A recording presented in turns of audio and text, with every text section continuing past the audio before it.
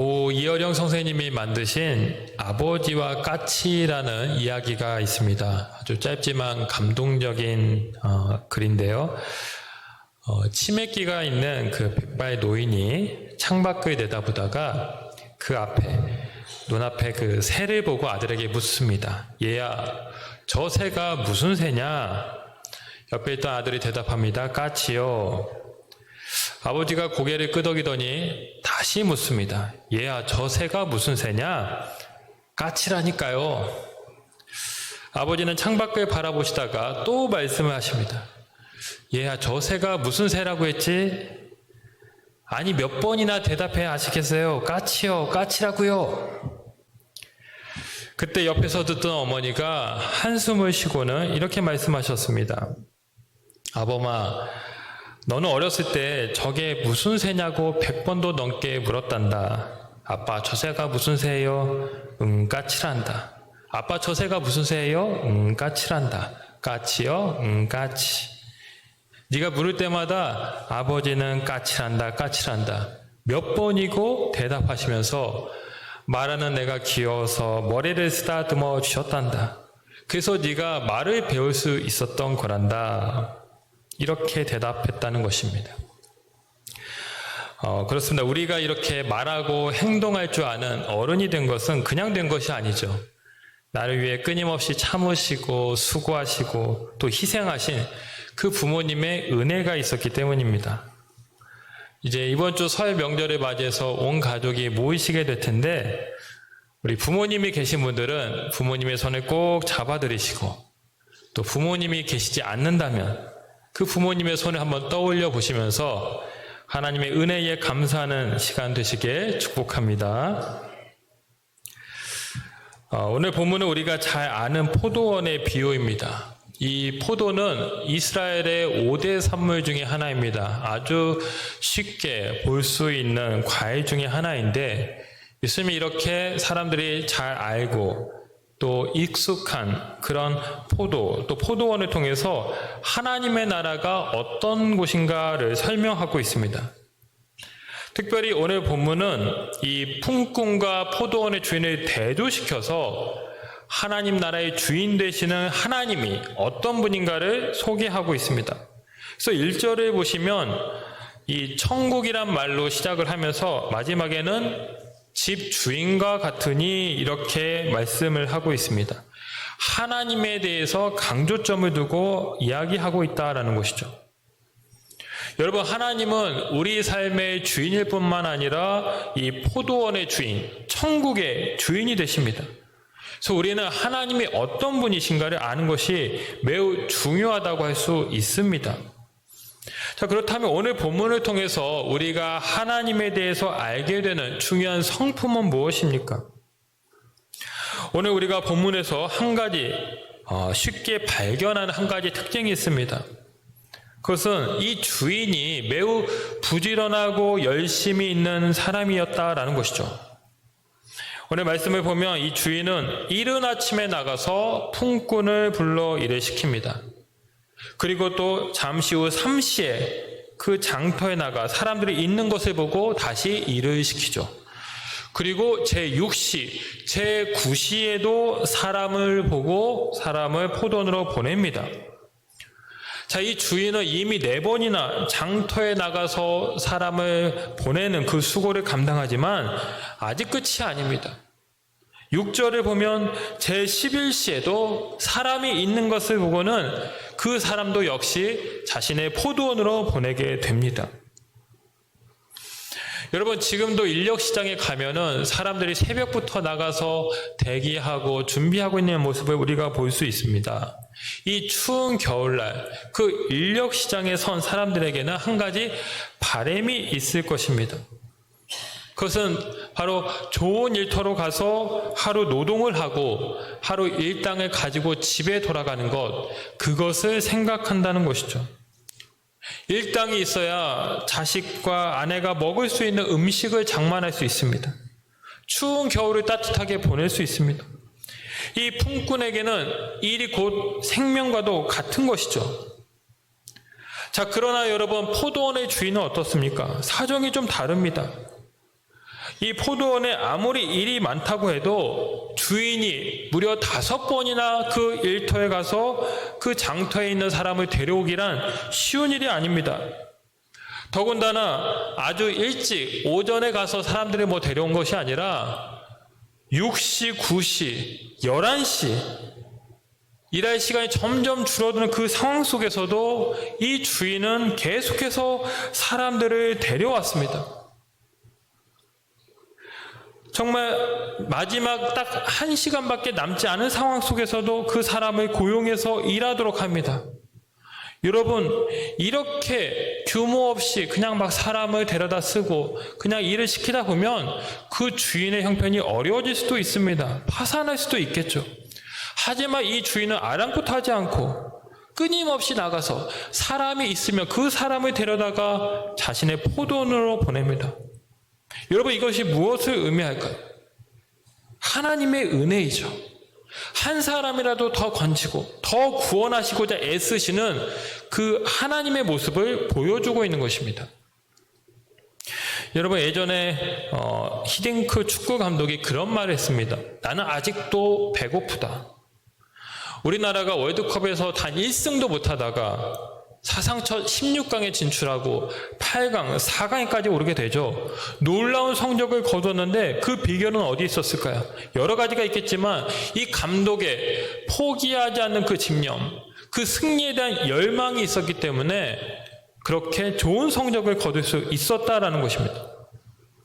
여러분, 우리가 구원을 받고 하나님의 자녀가 된 이유가 어디 있을까요? 어떻게 이 우상과 미신의 나라였던 이 나라가 복음화되어서 이렇게 세계 최대의 교회가 즐비하고 미국 다음으로 많은 선교사를 파송하는 나라가 되었습니까?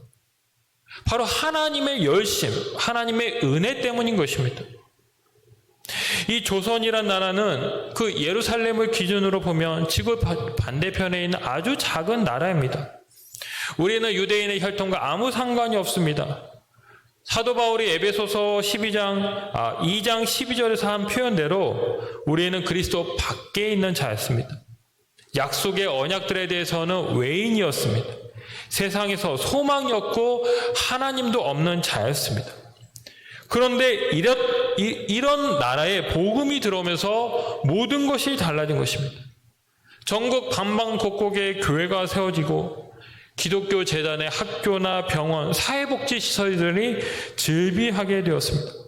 우리는 저 영원한 하늘 소망을 가지고 이 세상과 구별된 삶을 사는 존재가 되었습니다. 어떻게 이런 변화가 일어날 수 있었는가? 우리의 노력이 아니라는 것입니다. 우리가 잘나고 우리가 특별해서가 아니라 하나님의 은혜라는 것입니다. 저 11시에도 포기하지 않고 사람들을 데려다가 그 포도원으로 보내시는 하나님의 열심 때문에 우리가 품꾼이 되었고 하나님을 믿는 백성이 된 것입니다. 여러분, 오늘 말씀에서 이 주인이 사람을 데려다 쓰는 그 방식, 그 모습도 참 놀라운 일이지만 더 놀라운 것이 있습니다. 자, 이제 11시에 온 사람, 그 제일 나중에 온 사람부터 이제 임금, 삭스를 주게 되는데 이 사람이 1데나리온을 받습니다. 여러분, 1데나리온은 당시 노동자의 하루 품삯이었습니다. 단 1시간 일했는데 하루치 그 임금을 받은 것이죠. 아마 받은 사람도 놀라고 그 주변에 있던 사람들도 다 깜짝 놀랐을 것입니다. 아니, 겨우 1시간 일했는데 하루 일당을 주네? 그럼 나는 더 많이 받겠구나. 이런 기대를 내심했을 것입니다.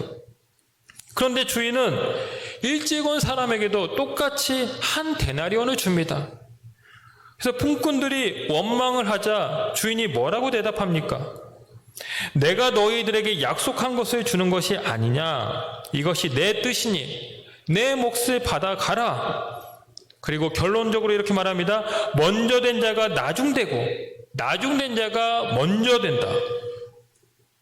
여러분, 이 결론에서 예수님이 강조하시고자 하는 그 포인트가 무엇일까요?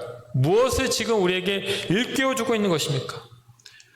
이 하나님의 나라는 우리의 상식대로 운영되지 않는다는 것입니다. 은혜로 이 하나님의 나라는 운영된다는 것이죠. 경제 법칙에 의하면 일을 적게 한 사람보다 일을 많이 한 사람이 당연히 폼삭스에 많이 받습니다. 이 폼삭스는 일을 한 시간에 비례해서 받아야 합니다. 특히 요즘 젊은 세대들은 이 공정과 상식이란 가치를 참 중요시하죠.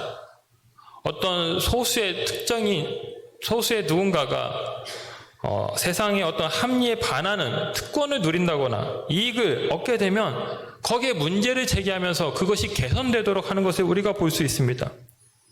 즉 세상의 상식은 내가 땀 흘리고 수고한 것에 따라서 보상을 받아야 된다. 이것이 상식이라는 것이죠. 자, 그런데 은혜의 법칙은 어떻습니까? 이 하나님의 나라 가운데 이 하나님의 나라에 통하는 은혜의 법칙은 우리의 상식을 뛰어넘습니다.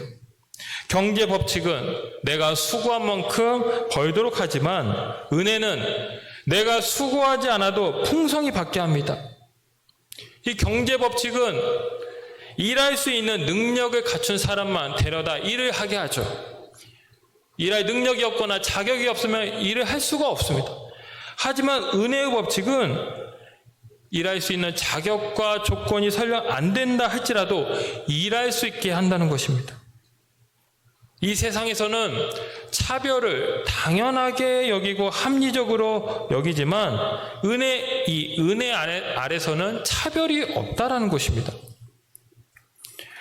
여러분, 오늘 본문을 묵상하면서 가장 크게 은혜 받은 구절이 있습니다. 오늘 7절 말씀인데요. 7절 말씀 보시면 이렇게 말합니다. 이르되 우리를 품꾼으로 쓰는 이가 없음이니이다. 이르되 너희도 포도원에 들어가라 하니라.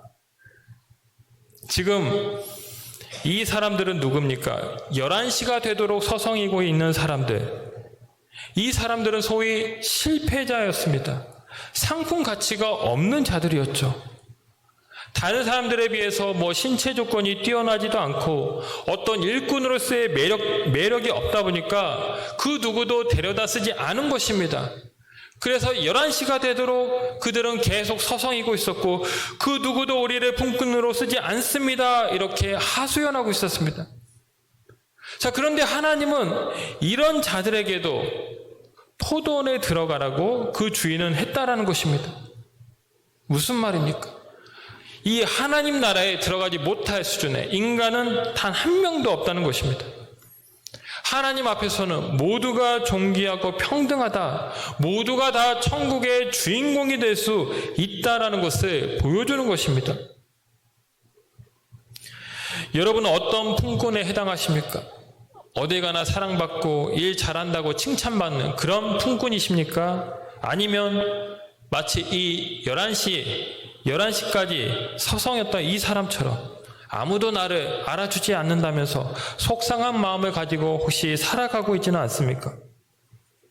이 세상은 경제적인 관점에서 사람을 비교하고 평가합니다. 점수를 매기죠.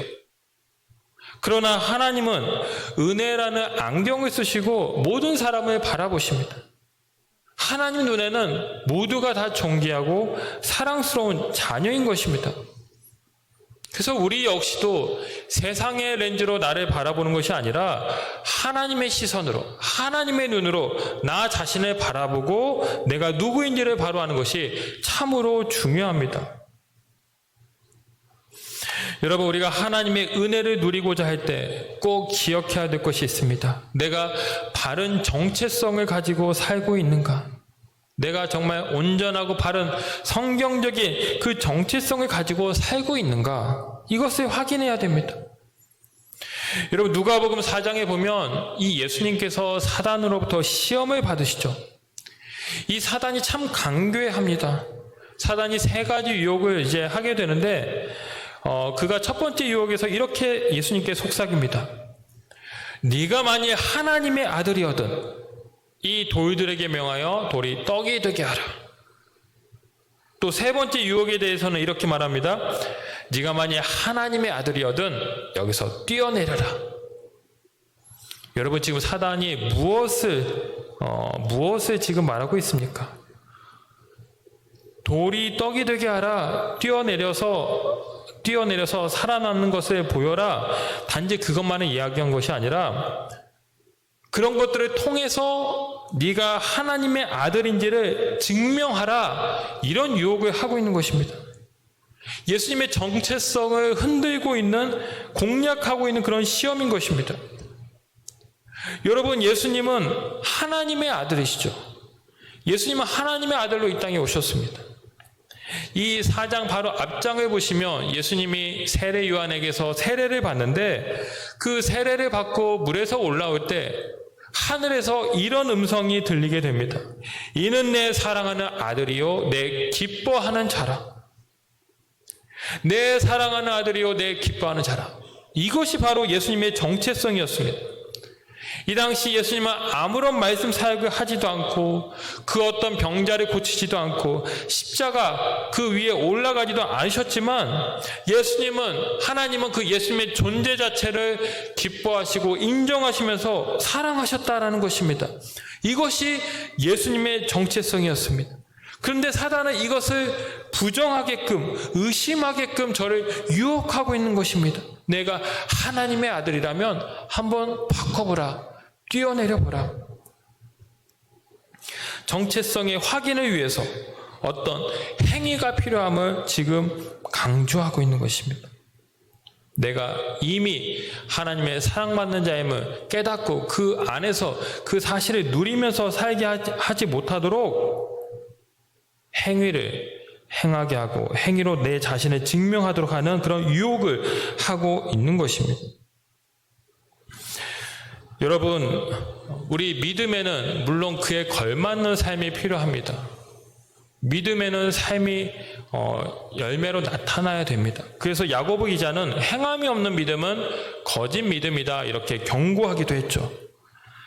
자, 믿음의 열매가 중요하지만 그렇다고 해서 우리가 믿음을 행위적인 관점에서만 이해하면 곤란합니다. 즉 내가 무언가를 해야 하고 나의 어떤 수고와 노력으로 무엇인가를 달성해야, 이루어야, 업적을 가져야지만 하나님이 내 믿음을 인정하시고 나를 알아주시고, 이렇게 생각해서는 안 된다는 것입니다. 여러분, 내 행위가 믿음보다 앞서게 되면 이것은 예수님의 십자가 공로를 약화시키는 것이 되죠. 여러분, 이단은 다른 것이 아니라 십자가 복음보다 내 의지, 내 공로, 내 의를 더 높일 때 그것이 바로 이단이 되는 것입니다. 주님이 원하시는 그 믿음은 무엇입니까? 오직 예수 그리스도를 믿는 믿음, 예수님의 보혈로 우리가 구원받았음을 믿고 주님을 신뢰하는 것, 이것이 가장 온전한 믿음인 것입니다. 로마서 8장 38절과 39절 말씀을 제가 읽어드리겠습니다. 내가 확신하노니 사망이나 생명이나 천사들이나 권세자들이나 현재일이나 장래일이나 능력이나 높음이나 기쁨이나 다른 어떤 피조물이라도 우리를 우리 주 그리스도 예수 안에 있는 하나님의 사랑에서 끊을 수 없으리라. 아멘. 내가 확신하노니. 여러분, 믿음은 이렇게 확신하는 것입니다. 내 자신이 누구인지를 증명하기 위해서 애쓰는 것이 아니라 이미 내가 하나님의 사랑받는 자임을 기억하면서 확신하는 것, 이게 믿음이라는 것입니다. 우리가 그 믿음 안에 거할 때, 그 온전한 믿음 안에 거할 때 우리가 하나님의 은혜를, 풍성한 은혜를 누릴 수가 있는 것입니다. 우리가 지금 맥체인 성경 읽기를 하면서 느헤미야서를 제가 읽는데 유독 제 눈에 들어오는 단어가 있었습니다. 바로 은혜라는 단어였습니다. 여러분, 이스라엘이 51일 만에 성벽을 재건하죠. 너무 감사해서 모든 백성들이 다 모여서 이제 하나님의 말씀을 읽는데 그만 대성통곡을 하게 됩니다. 이들이 70년 만에 하나님의 말씀을 제대로 듣다 보니까 너무 감격해서 눈물이 터져 나온 것이죠. 또 그 말씀을 읽는 가운데 정말 내가 하나님의 말씀대로 살지 못했음을 깨닫게 되어서 자신의 죄가 보여서 슬픈 마음에 눈물이 흘러나왔습니다. 자, 그때 느헤미야는 이제 그 이스라엘 백성들 향해서 중요한 말씀으로 도전을 합니다. 느헤미야 8장 10절에 보면 여호와를 인하여 기뻐하는 것이 너희의 힘이니라. 여호와를 기뻐하는 것이 너희의 힘이다. 슬퍼하지 말고 하나님을 기뻐하라. 이제라도 하나님께 나아가고 하나님을 예배하라. 하나님의 은혜를 누리라. 이렇게 격려하고 있는 것이죠. 그리고 느헤미야서 9장 17절에서는 이렇게 하나님을 소개하고 있습니다. 그러나 주께서는 용서하시는 하나님이시라. 은혜로우시며 긍휼히 여기시며 더디 노하시며 인자가 풍부하심으로 그들을 버리지 아니하셨나이다. 하나님이 어떤 분이라고 말씀합니까? 용서하시는 분, 은혜로우신 분, 버리지 않는 분이라고 말씀한 것입니다. 이스라엘은 자신들의 죄로 말미암아 포로가 되었다고 낙심했습니다. 하나님이 이제 더 이상 우리의 하나님이 아니신가 그렇게 의심하기도 했습니다. 그런데 이제 그들은 다시금 깨닫게 된 것이죠.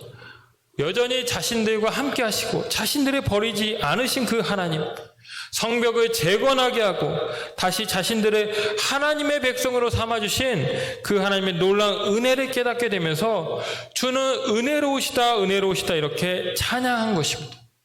오늘 우리가 붙잡아야 될 것은 바로 이 은혜라는 것을 일깨워주고 있는 것입니다. 그렇습니다. 여러분, 우리 하나님은 은혜로우신 분입니다. 우리를 위해 이 천지 만물을 창조하신 은혜로운 분이십니다. 우리를 위해서 예수 그리스도를 보내신 은혜로운 분이십니다. 보잘것없고 잘난 것 없는 그 나 같은 자를 택하시고 품꾼으로 삼아주신 것이 또한 은혜입니다. 성령을 보내사 우리와 보혜사로 함께 하시는 것도 은혜입니다. 이 기독교는 은혜의 종교입니다.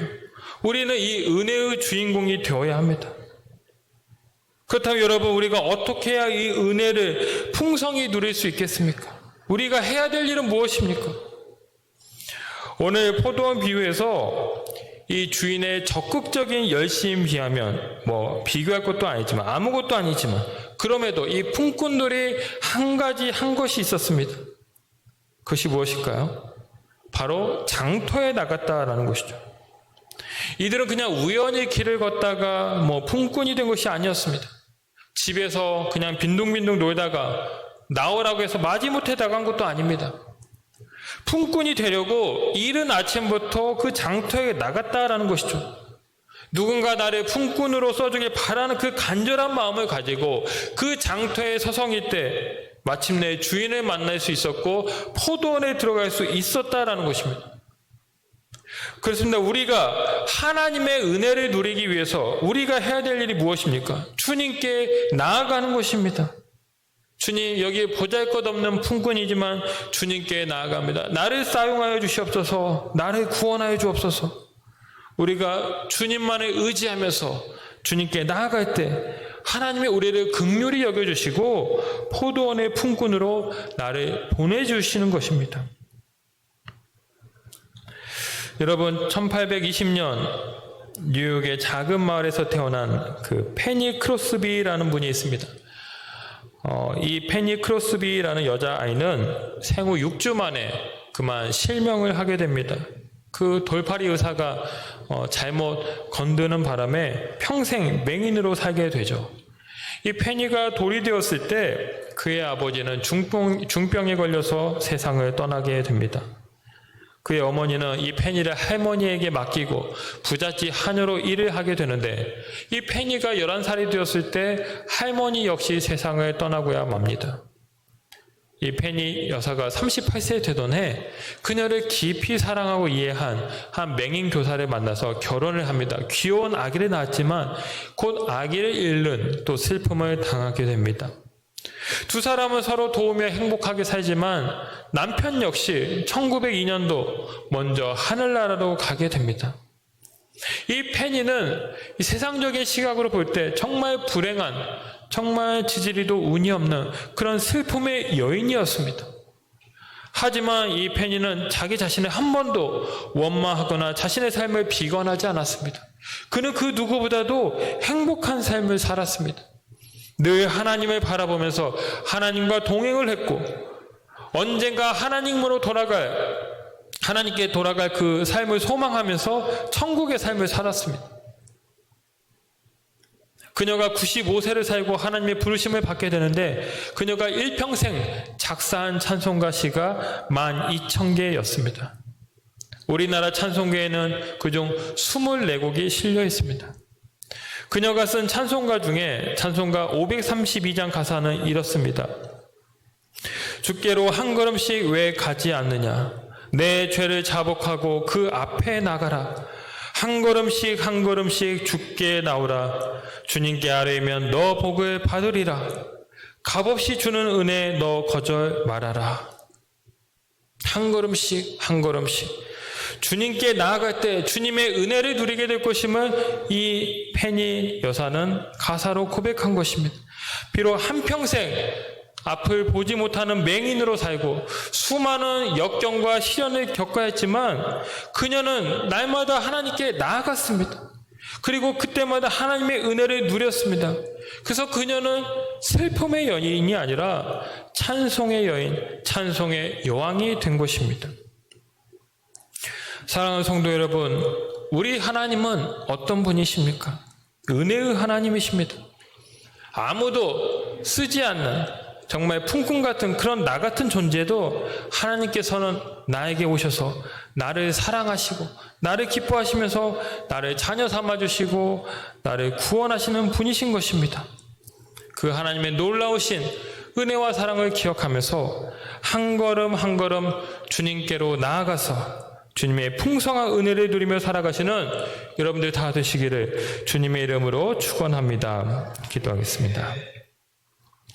사랑과 은혜가 충만하신 아버지 하나님, 우리를 사랑하셔서 우리에게 찾아와 주시고 우리를 하나님의 귀한 포도원으로 불러주시고 하나님의 일꾼, 하나님의 자녀 삼아주신 것 감사를 드립니다. 아무도 쓰지 않는 품꾼 같은 나였지만 그러나 주님은 그런 나에게도 찾아오시고 나를 귀하게 여기시면서 나에게 하나님의 자녀라는 놀라운 권세와 축복을 더하여 주셨습니다. 아버지 하나님, 그 하나님의 은혜를 기억하면서 하나님, 내가 하나님의 사랑받는 자임을 깨닫고 언제나 하나님의 은혜 가운데 거하며 살아갈 수 있도록 축복하여 주시옵소서. 날마다 한 걸음씩 주님께로 나아갈 때 하나님의 그 풍성한 은혜를 누리고 하나님의 은혜를 간증하며 살아가는 복된 인생들 다 될 수 있도록 주님 축복하여 주시옵소서. 감사를 드리며 예수님의 이름으로 기도하옵나이다. 아멘.